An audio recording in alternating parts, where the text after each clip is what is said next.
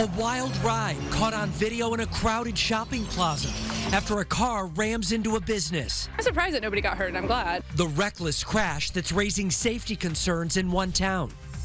A bear warning going out in a residential neighborhood after a hungry animal is spotted feasting in the street.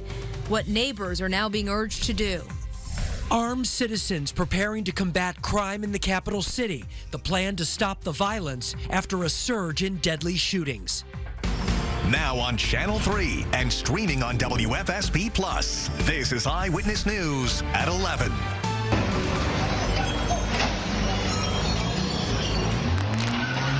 Watch out! First up right now at 11 o'clock, shoppers running for cover after a car smashes right into a busy storefront, shattering the front entrance. Good evening, everyone, and thanks for joining us tonight for Eyewitness News here at 11 o'clock. I'm Mark Zinni. And I'm Stephanie Simone. In the end, no one was hurt, but the driver just took off. Channel 3 Eyewitness News reporter Hector Molina is live in North Haven with an updated look at that damage. Hector.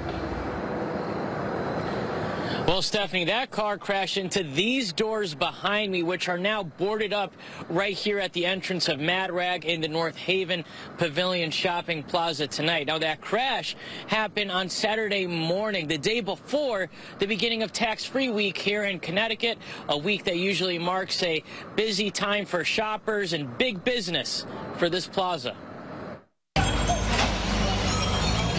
A smash and dash caught on camera.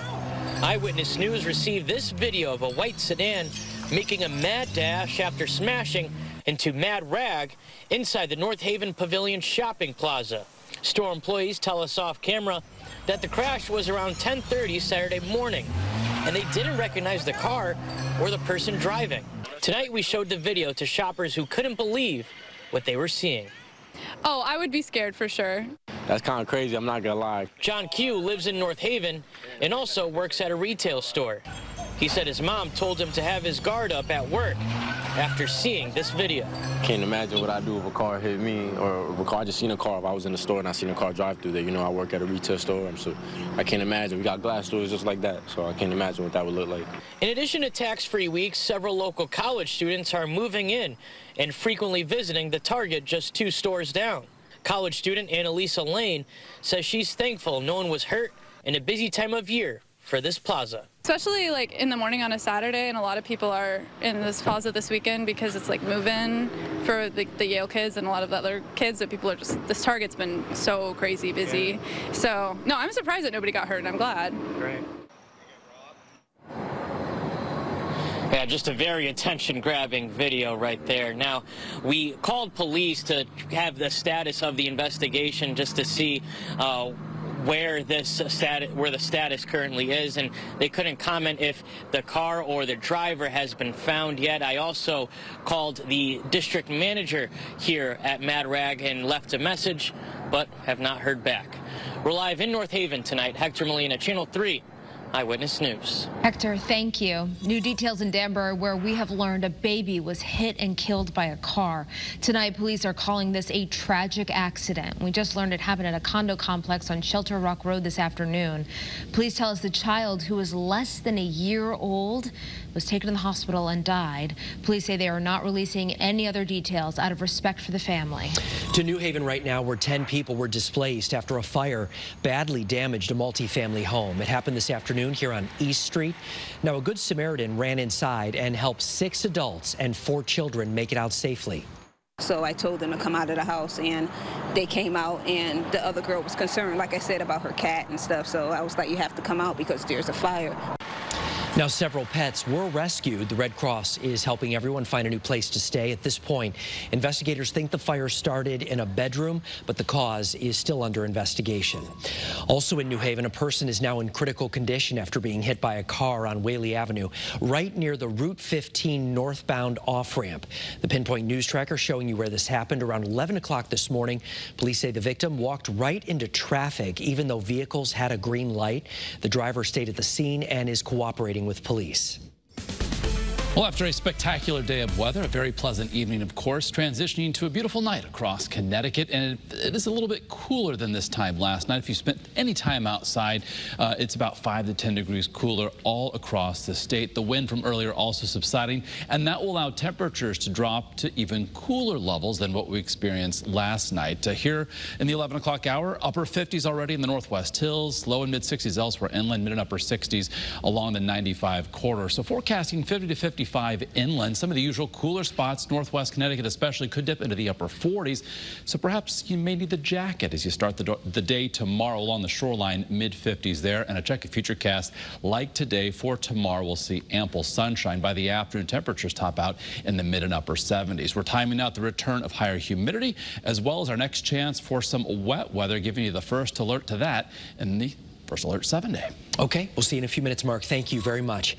Right now, some developing news we're following tonight from East Hartford. That's where police are investigating after a teenager was shot tonight. And Channel 3 Eyewitness News reporter Eliza Krasinski is live at police headquarters with what we know so far. Eliza. East Hartford police tell me a 17-year-old male was shot tonight. Officers responded around 7:30. Here's where it happened on Brookline Drive, a quiet neighborhood. We're told the teen was shot in the leg and is expected to survive. But at this point, police aren't saying how this all happened or if they're even searching for a suspect. Now, police tell me there is no threat to the public and they are working with that victim to get answers as to what happened here tonight. Of course, we will have any updates on this case over on the Channel 3 app. Reporting live in East Hartford tonight, Eliza Krasinski, Channel 3 Eyewitness News. Eliza, thank you. To Hartford right now, where a plan to stop the violence is getting mixed reaction. The idea is to have residents there with legal guns patrol neighborhoods to deter crime. The so-called self-defense brigade would monitor neighborhoods day and night. Members would even receive training. The plan comes days after the city saw its 28th murder of the year. We're asking that legal armed patrols go throughout the neighborhood, making it plain to friend and foe alike that this kind of carnage cannot continue any longer. The Hartford Police Department says anyone with a valid Connecticut pistol permit can enjoy the same Second Amendment privileges the law allows. Members of the brigade plan to hold a rally at the beginning of September and then have armed patrols shortly afterwards. 2 correction officers are recovering after they were stabbed by an inmate at the Garner Correctional Facility in Newtown. Investigators tell us the man who attacked them is 35-year-old Joe Baltus from Meriden. He is serving a 95-year sentence for murder right now.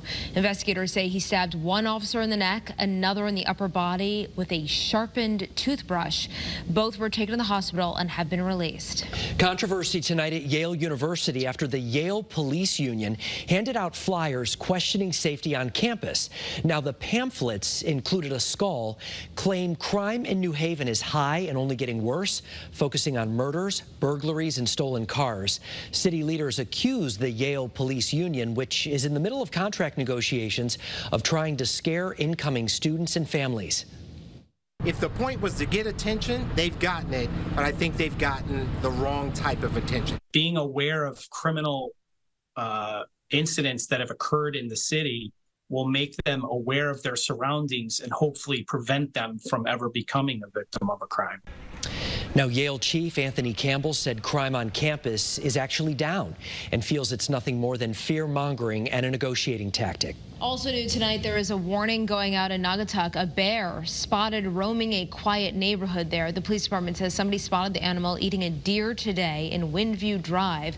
Police are urging people there to keep a close eye on their pets and children. You should report any bear activity to police of environmental officials. Connecticut right now is on a mission to phase out gas-powered vehicles in just about a decade from right now. And today, the state held a hearing on how to go fully electric. As Chief Political Reporter Susan Raff explains, there are quite a few speed bumps ahead. To meet these goals, Connecticut will have to build a lot more charging stations, and the cost of these electric vehicles will have to come down if we want everyone to buy them. I don't think that the people who are trying to implement the EVs are thinking clearly. Connecticut is moving towards going electric. Governor Lamont's new mandates require all new cars sold starting in 2035 to be electric vehicles. Plenty of concerns were raised at a public hearing held by the Department of Energy and Environmental Protection. Electric vehicles also cost nearly twice as much to purchase as comparable gasoline-powered cars. To offset this, Connecticut taxpayers have provided some of the most generous subsidies in the country, and yet less than 0.75% of all vehicles on Connecticut's roads are electric.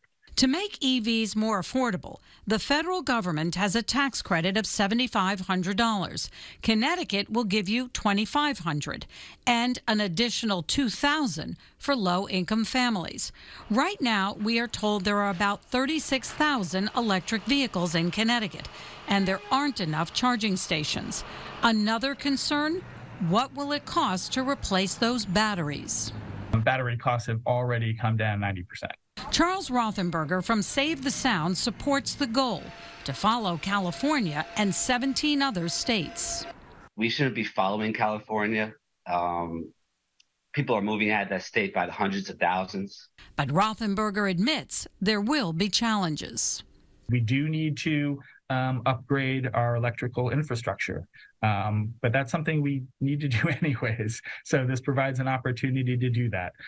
We do need to expand our EV charging network, but that's something that we need to do anyways. If you want to weigh in on some of these mandates involving electric vehicles, you have until Wednesday at 5 o'clock to do so. United Illuminating also has a plan to build 1,000 new charging stations, but state regulators have put that plan on hold. In Rocky Hill, Susan Raff, Channel 3, Eyewitness News. Still ahead right here tonight, a deadly dispute over a pride flag ends with a mom murdered. What police now say led up to the violent encounter inside of her business. A daring rescue hundreds of feet off the ground after 8 people were stranded in a cable car. How they were all brought to safety. And ready to surrender, Donald Trump preparing to turn himself in at the county jail in Georgia and miss the first GOP debate. How his opponents are now reacting.